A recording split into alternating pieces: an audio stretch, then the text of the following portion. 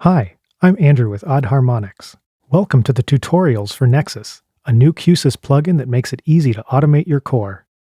In this first video, I'll show you how to download and install Nexus into your Q-SYS design. First, a couple of housekeeping things before we get started. This first tutorial covers the same content as the Nexus Quick Start Guide PDF, so if you've already followed that and have Nexus in your schematic, you can save yourself a few minutes by skipping ahead to the next video.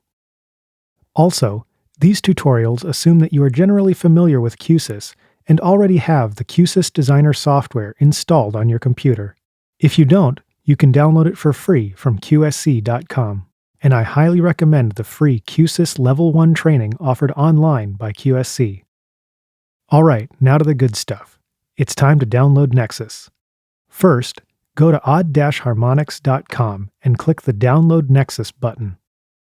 You'll probably notice that there's a free version and a pro version of Nexus available. The file to download is the same for both versions. Next, find the downloaded zip file on your computer and extract it. Open the extracted folder. It contains the Nexus plugin, along with PDFs of the user guide and the Quick Start Guide. Double-click the Nexus QPlugX file to automatically install the plugin. A dialog box will pop up. Click Yes to confirm. That's it. Nexus is now installed. You can delete the downloaded folder if you want. Now let's add Nexus to your Q-SYS file. The process is the same whether you're using an existing file or starting from scratch. I'll start with a new Q-SYS file. After you open Q-SYS, you can find Nexus on the right side, in the Plugins section. If you don't see this whole right side section, it's probably hidden like this. To reveal it, click the words Schematic Elements and Properties. Nexus is in the Plugins, User, Odd Harmonics folder. Drag and drop Nexus into your schematic. Next, select the Nexus component and set the properties in the top right. If you have a Pro license for Nexus, choose Pro from the license dropdown and then paste in the license key. And if you're using the Pro version on redundant cores, add the second core's license key here as well.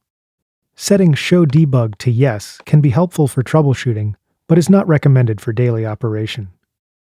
Now the Nexus plugin is ready to go. Let's prep the rest of your file. Any component you want Nexus to control will need a unique custom name. To give a component a name, just select it in the schematic and start typing. It's best to give the component a short but descriptive name, such as Room 724 Mixer or Announcement Player. Remember, these custom names must be unique in order for Nexus to tell the components apart. Now that the components have names, you're ready to go online. If you have a core, choose Save to Core. If you don't have a core, that's okay. Nexus works great in emulation mode. Just remember that some Q-SYS features, such as playing audio files, are not available without a core. Once you're online, you're ready to start programming Nexus. Open the component and make your first macro. Alright, that's it for this tutorial. Check out the next video in this series to learn how to build macros. For more information about Nexus, or to buy a Pro license, go to odd-harmonics.com. And if you have any questions, please email us at support@odd-harmonics.com. Thanks for watching.